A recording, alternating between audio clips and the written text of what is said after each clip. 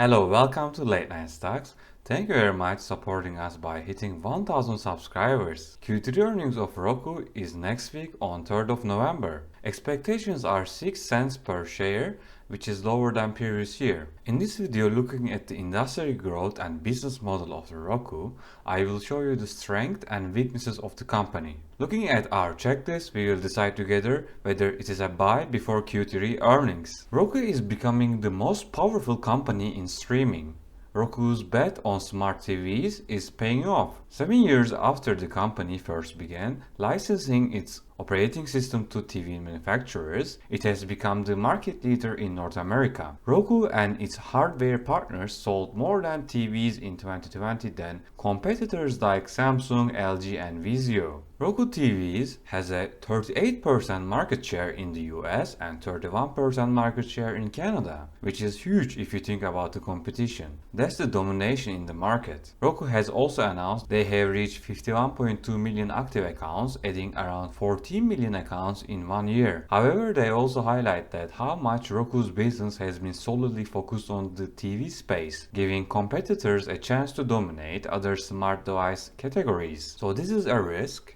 When you don't have diversified the products, that can bring problems when smart TV sales stagnates. The majority of Roku's revenue comes from two products. One of them is Roku Smart TV. They have partnered companies like Hisense. When you buy the smart TV, their platform comes built in. One of the main competitors in this area is Android Smart TV. You can wonder, are they competitive enough to beat Android? We don't have to Google it. Here's an article to check if Roku TV is competitive enough compared to Android TV. Both have pros like 4K HDR streaming.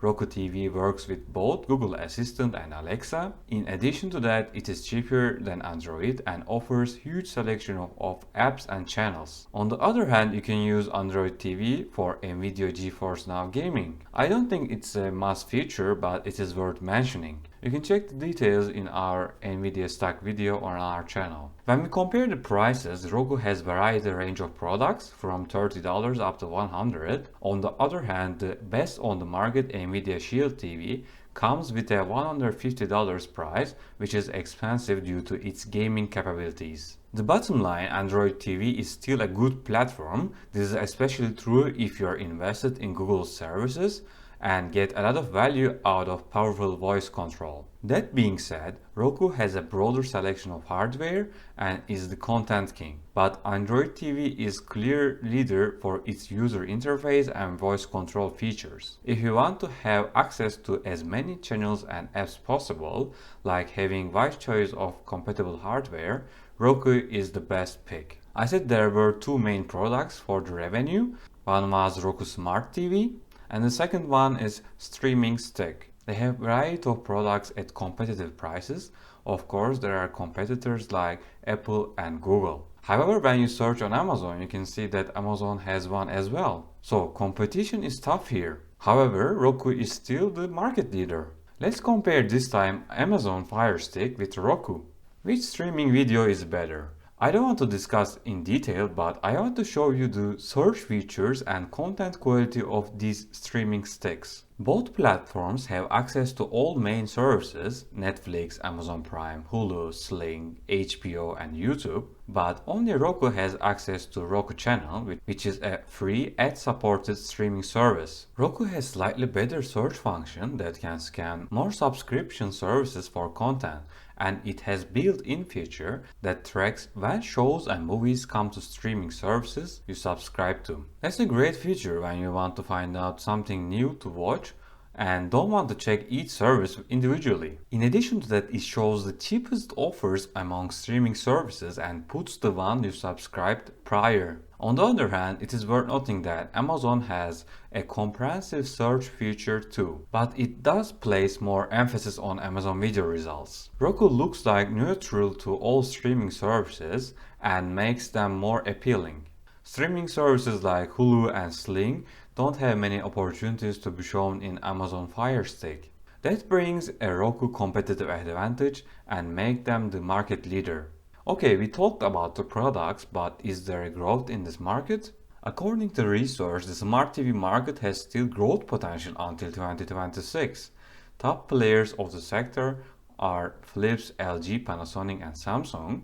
As you see the figures, it is expected that industry will grow 21% on yearly average. It is something positive for Roku because it will bring more and new customers. After some point, I think we will see some stagnation as we saw in the smartphone market. That is why we need to be cautious. Okay, the market has still growth opportunity. How about the numbers of Roku? Are they increasing their active users? When we have a look at the quarterly numbers since 2016, they had a steady growth. Looks like especially around Q3 and Q4 2020, they boosted the active users. The question is, will they keep bringing these active users and hit 60 million, or will it stagnate around these numbers? This active users growth has also reflected to ad revenues of the company. As you noticed in the table, ARPU, advertising revenue per user, increased 46%. However, streaming hours in total has reached its peak, and it concerns me a little bit. We already have a look at the products and industry growth. Let's check their business model and revenue breakdown. They divided net revenue in two categories: platform and player. The platform segment generates revenue through the sale of digital advertising, content distribution, subscription, and premium subscription of ad-free content. In other words, the revenue comes from the placement of the streaming services on Roku, special buttons on the remote control, and their commission from the advertisement management using their 55 million active users. That's the big data which gives clear insights, then we can understand which users prefer which streams, let's say in the prime time. The other category is player. The player segment generates revenue from the sale of audio products and related accessories. However, net revenue growth was 1.4% year over year, and these products bring company no profits. By audio products, I mean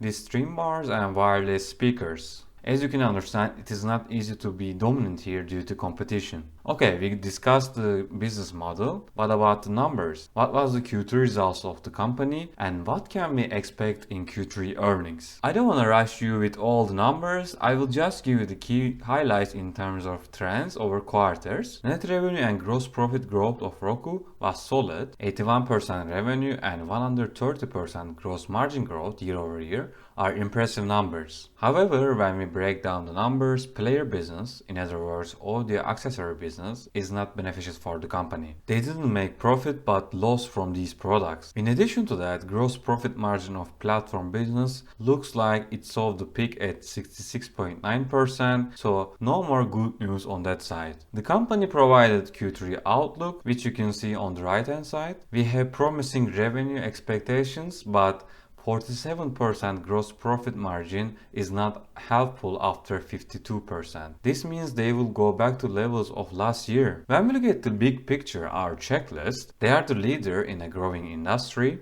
The balance sheet looks okay with $2 billion cash and $460 million debt. However, the concerning side for me is the valuation. 178 forward price to earnings ratio, and if you calculate with 2023 earnings, it is still 100 P ratio, which is overvalued. Looks like the company had very good earnings in the past 3 quarters. However, the future is not that bright in terms of profitability and valuation.